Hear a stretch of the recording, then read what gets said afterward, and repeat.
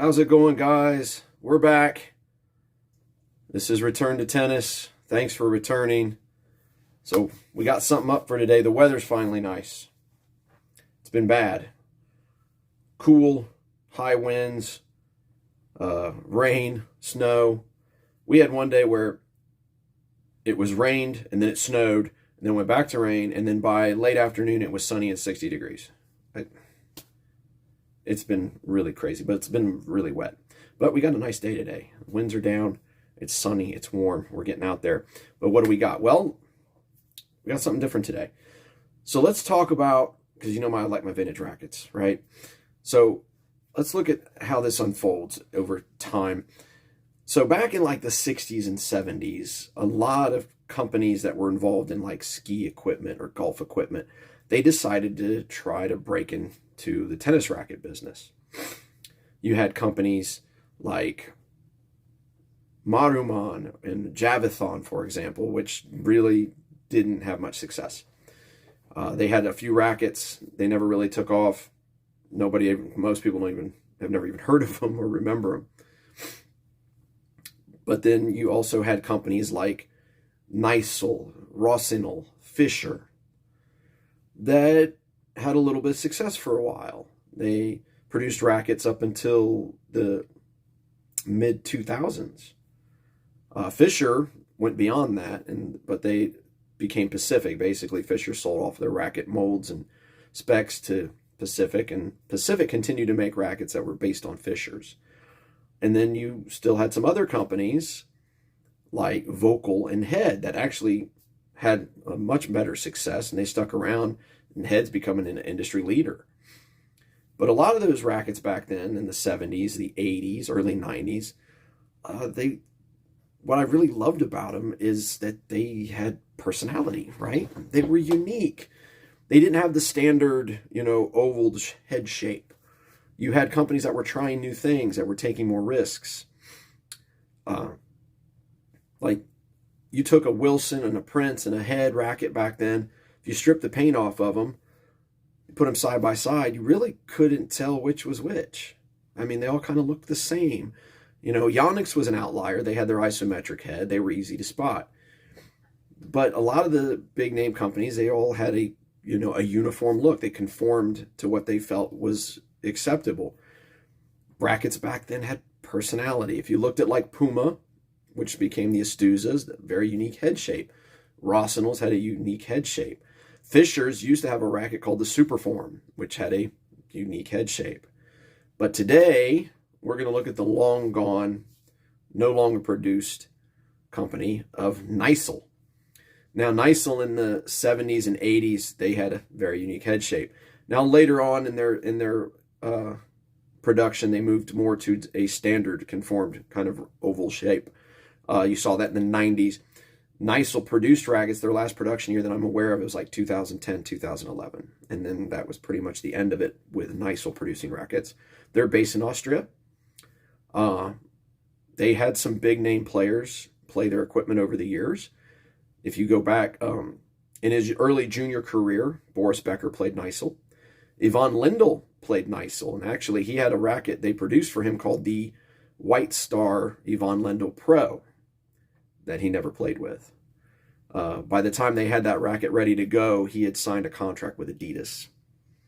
So for the next 3 years of his playing career, he played with Adidas, but those were actually Kneissl White Stars. They'd just been painted.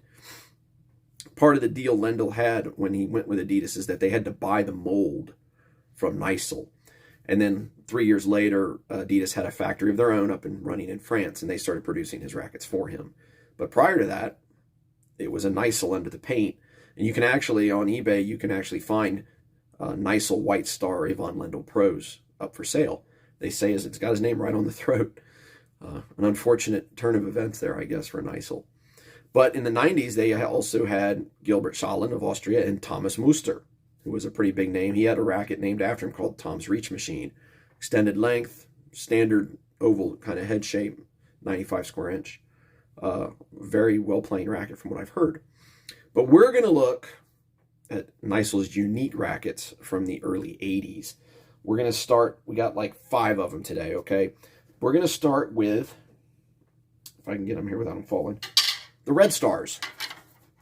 So we have a Red Star Twin. If you can look at that head shape, right?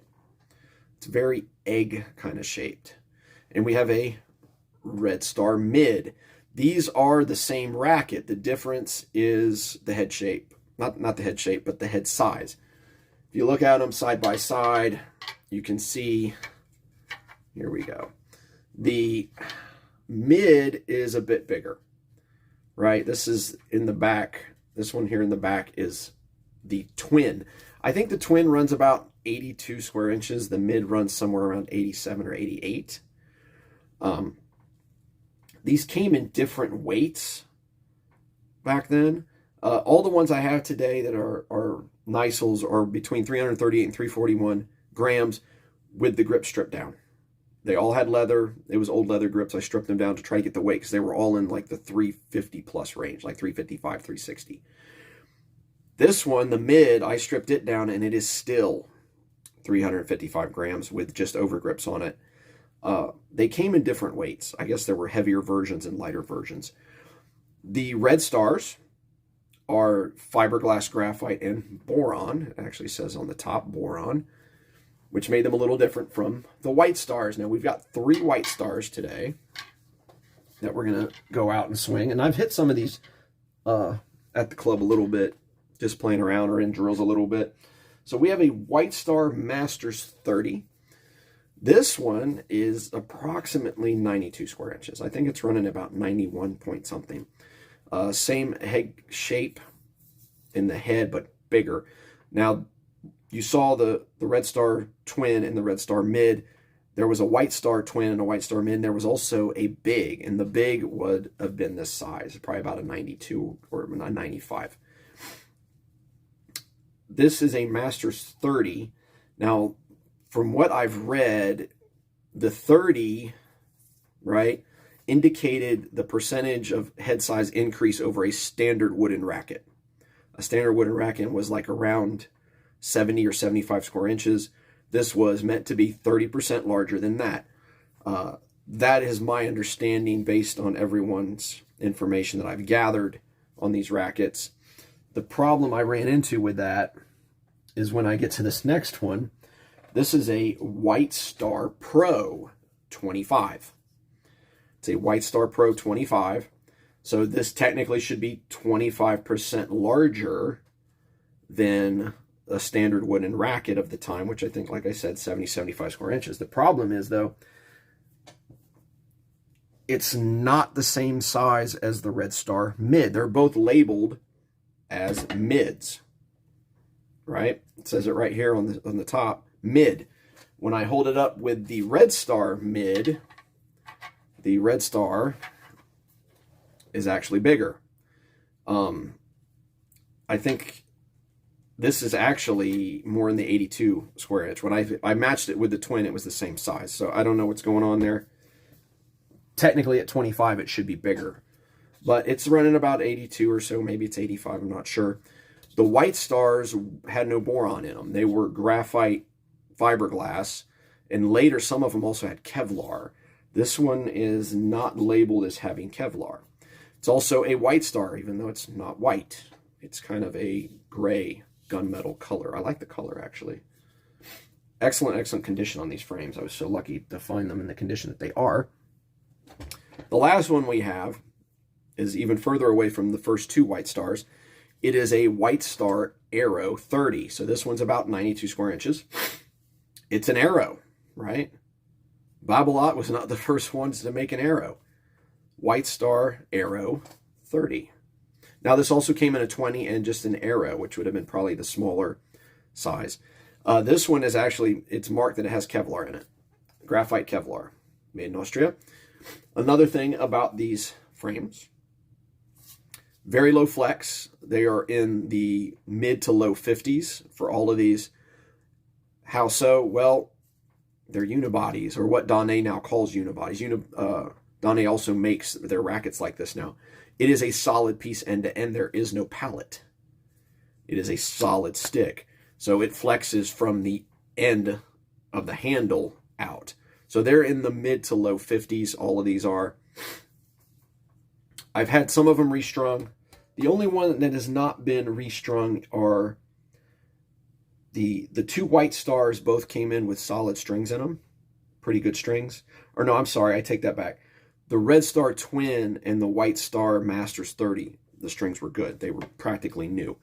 This one, the Arrow and the White Star Pro 25, I had those restrung. I did not restring the mid. The Red Star mid, it's too heavy. I have no interest in trying to ever play that in drills. It's like 355 grams. Weather's good. We're going to get outside. We're going to swing these a little bit, give our impressions. They're different. They're very different. So let's get out there while the weather's nice and see how it goes. All right, guys, here we go. We're going to start off with the Red Star Twin. This is the 82 square inch racket. Strings on this are synthetic. They're a Prince synthetic gut. They were in the racket when it showed up, but they were actually fairly new strings, so I didn't feel it necessary to really restring it. Their tension is sitting close to 50 pounds, I think. Very controlled. Hits really clean as long as you hit the center. It feels really nice. Boron graphite fiberglass layup.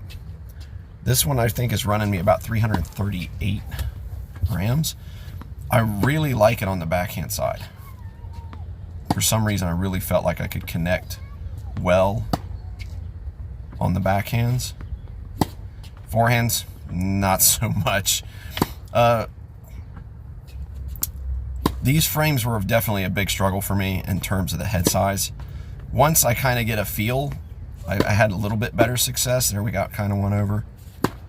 There we go. We're starting to find it a little bit. Something that I noticed hitting these frames is because of the head size and such a small sweet spot, I was kind of hyper focused on where I was connecting with the ball in the string bed, because I had to be, which kind of, told me when I'm playing larger head sizes like 98s or 100s that maybe I am not watching the ball and focusing on the ball as well as I should, or as much as I should, because that would lead to more mishits. These ones, you can't afford to miss it. A 98, 100 square inch racket, you off center a little bit, you can still get a decent shot out of it. This one, if you're off center at 82 square inches, if you're off center, you're probably in the frame. About 338 grams, I think this one was at. Very flexible, is super comfortable on the arm despite the weight. Which 338 is not that bad. That's kind of what I'm playing on a lot of my frames anymore. In that 330 to 335 range seems to be optimal. Well, here we go. New slinger bag. They still haven't addressed the issue of the balls piling up on the sides. So this one at 82 square inches is the same layup and design as the mid, which is what we're going to hit next. The mid is, I think, around 87 or 88 square inches.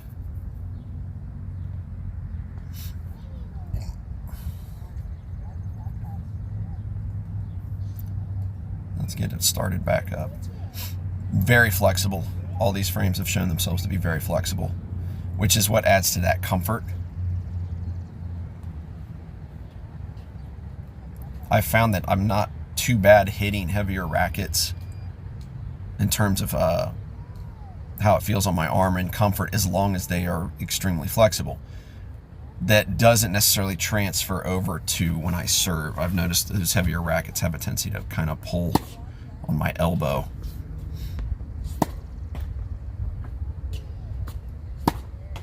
Right at the tape. Difficult. I had a lot of difficulty hitting topspin, or even attempting even a little topspin. The rackets seem to respond better to a flatter swing style, which would have been more common back in the 80s. You didn't see this huge heavy topspin as much back then.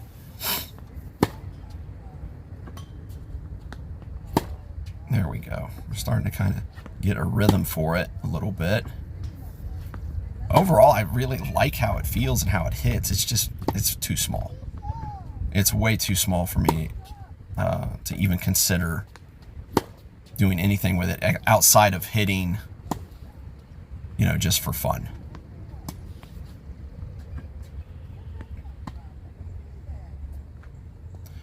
Okay, we're gonna get switched out.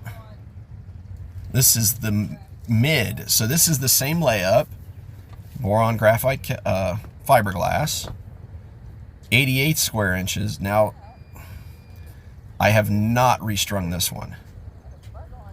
This one, this are the original strings. They appear to be a synthetic gut or a nylon. Where the strings are in it. My little tension tester app came back with the string tension on this being like 38 pounds. It's super loose. And every ball I hit, I could hear the string shifting. Now, it could be the string tension, but I did not hit backhands nearly as cleanly with this one as I did with the 82 square inch, which is just odd. Have a tendency to float them, but again, that 38 pound tension, that contributes quite a bit. Sent that one into the fence. Oof. Larger, more surface area to work with, but not necessarily easier for me on this one. This is the heavy frame. As near as I've been able to find out, they had within the model range, you could have a Red Star Twin, a Red Star Mid, and a Red Star Big, and that would change the head size. So the bigs were like 92 square inches, but within those you could have a Red Star Mid that was considered a light, and the light ones would be in the 340 or 50 gram range, and the standards would be in the 360 plus range. I stripped this one down to just the pallet and put a couple overgrips on it, and it was still 355 grams, pushing that 13 ounce weight, even with the leather grip gone. So this must have been one of the heavier models, and I can feel it when I'm swinging it. It is significantly heavier than the Twin. Got a few there that I was able to manage to bring down. Feel like I'm not doing enough. Still working on the forehand some. Sometimes I'm able to get my weight through the ball. Sometimes I'm still catching myself on my back foot. That felt late. But we're going to move on. We got 3 more to get through today, so quite a bit. Next up is the White Star Masters 30. This one is the biggest head size of the group. It's sitting around 91, 92 square inches is where it rolls in at. It's strung with a synthetic gut. It's a print synthetic gut. This was one of the rackets that came in. The strings were in pretty good shape. They looked like they were new, hadn't been hit, so I didn't restring it. So again, we've gone up in head size, but I seem to be struggling more getting the racket dialed in. It's weird. It's about 340 grams. It may just be graphite fiberglass. I'm not sure. I had read that a lot of the White Stars had Kevlar in them, but it's not marked on this frame that it has Kevlar, so I can't be sure. What I can say is, compared to the 2 Red Stars, this one seems like it feels hollow. And this is the first racket I've hit from that vintage era, from those 80s and 90s rackets, that did not have a feeling of density. I like my frames to have a feeling of density. I don't like them to have a hollow feeling. This frame feels hollow. I don't know why, but it does. It just doesn't have, it has the weight. I mean, 340 grams is basically 12 ounces. It has weight, but it feels, and how it, when you connect with the ball, the frame feels like it lacks density. Just a weird, 'there we go. once again, just a weird kind of feeling in the racket for a vintage frame. Usually the vintage frames feel fairly solid.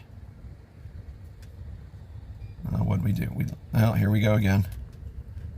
Machine has decided to kind of jam up, pile the balls to the sides of the bags, nothing drops in.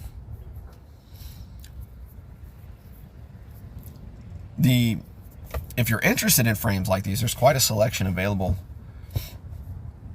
on eBay at a variety of prices. The Yvonne Lendl Pro, White Star Pro, is out there. I've seen people have it up on eBay. That one's going to be pretty heavy. My understanding, that one's like in the 360, 370 range. It's also like an 82 square inch head size. It's a White Star. But there's a lot of different Kneissls out there. You can even find some of the mid-90s models that are the Tom's Reach machines from Thomas Muster. There, back on it. Ugh.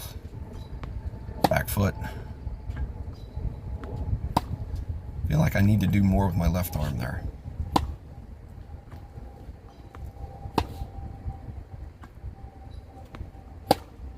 There we go, kind of got one there.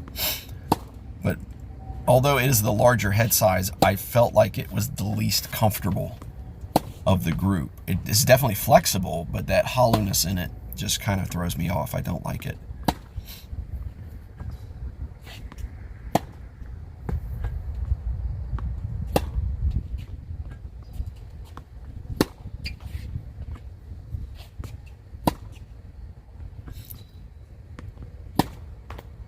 Keep catching top of the tape. Again, I'm trying to hit a lot of these a lot flatter if I can. It just seems the frames react better. I'm not a heavy topspin player anyway. I have an Eastern grip. Keeps the ball low. Actually, I get very little bounce out of my shots when they come across. Are they more of a skid or a skip?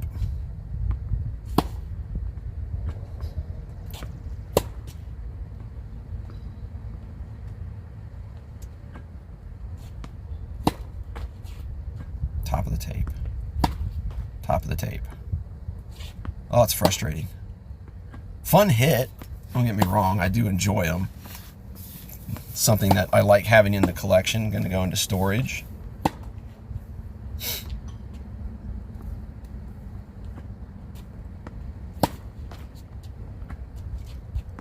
I hit this one a bit more than the others because I really felt like it was the one I struggled the most with. I was trying to kind of get a good feel for it, kind of try to get it dialed in. I didn't really ever get it to where I felt comfortable with it, though. It always felt like it was a little, off.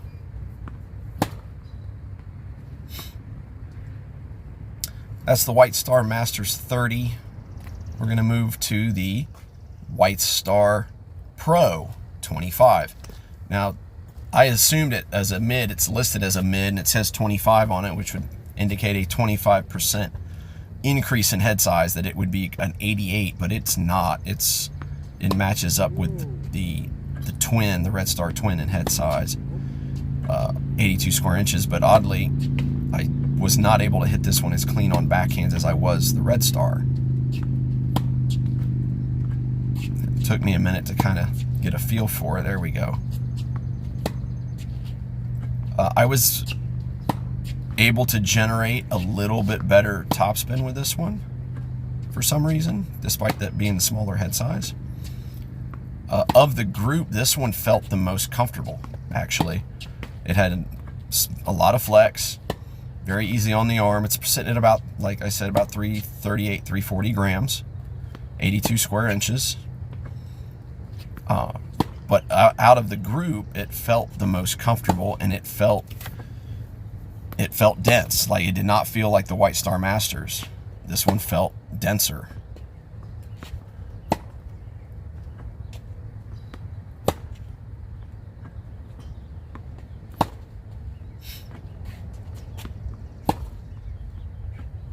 There's some good shots. Felt like I could get, like I said, I felt like I could get a bit better spin on this one. It seemed to have a higher launch angle than the others.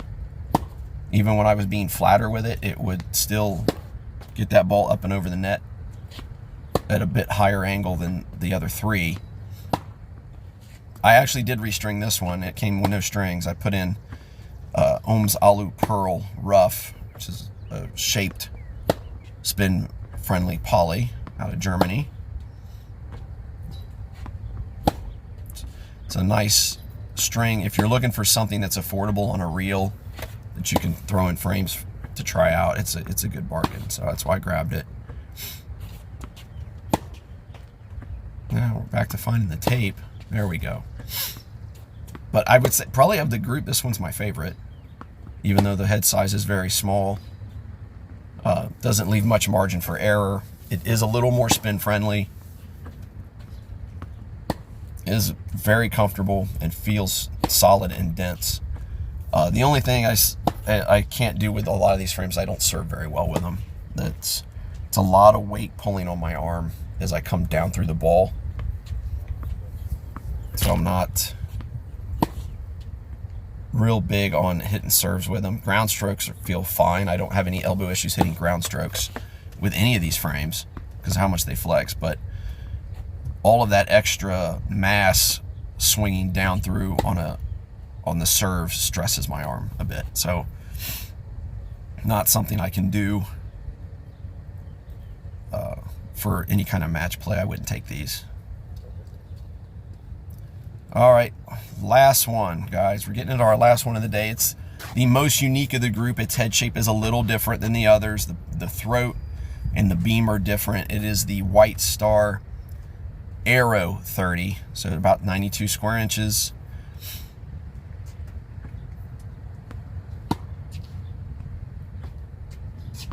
So right away, very similar feeling to the White Star Masters in that it felt hollow.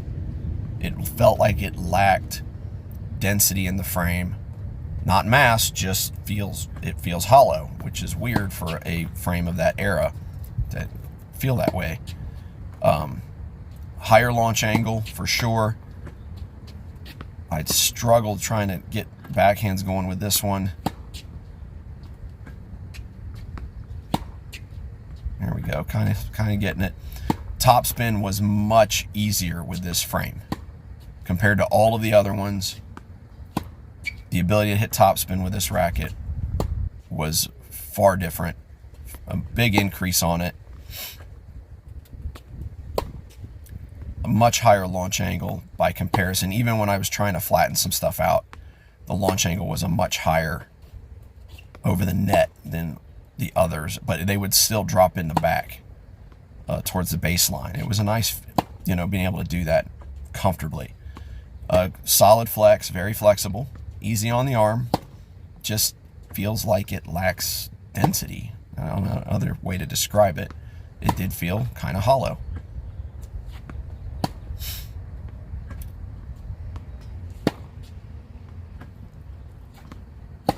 But compared to the other ones, it was very topspin friendly. Like, it felt like it wanted to hit topspin. If I flattened balls out, I did not have as much success getting them over as I did with just a nice topspin kind of base stroke. And overall, it's, if it didn't have the hollowness feeling to it, I would actually like this racket a lot better. Again, it's probably sitting around the 340 range. Most of them were. The only one that was way off on weight was the Red Star Mid. All the others were 338 to 341 grams. They were all within 3 grams of each other.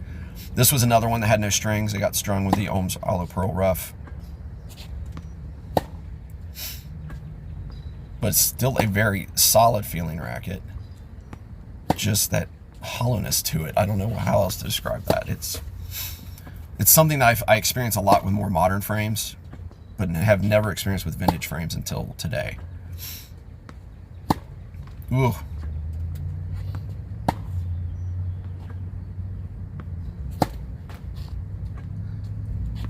But gonna be closing it out here soon, guys. This was the only day to get out and actually hit. The weather is going to be turning very quickly. If it's nice where you are, get out, hit some rackets, get off the couch, get on the courts. And thanks for tuning in. We'll see you soon.